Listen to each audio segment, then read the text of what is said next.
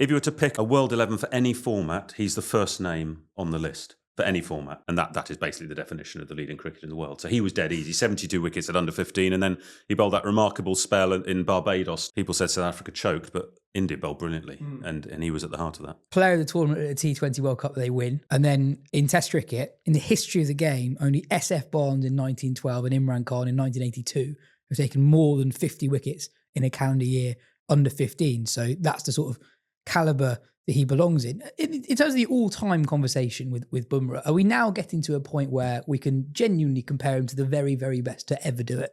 I think so. It was notoriously hard comparing eras, but he's the first bowler with at least 200 wickets under 20. SF Barnes was cut off at 189 at 16. George Lohmann took 100 odd at 10. But the pitches and techniques were so different in those days that it's hard to compare. I think you can only compare within an era, and Bumrah seems so far ahead of his contemporaries. I mean, he was the one who kept India afloat in the Border Gavaskar. They lost 3-1. They could have lost 5-0 without him. And he could win India the series this summer against England. If he has 3 good tests, that could be series over. He's that good. He's the player that England will want to see off.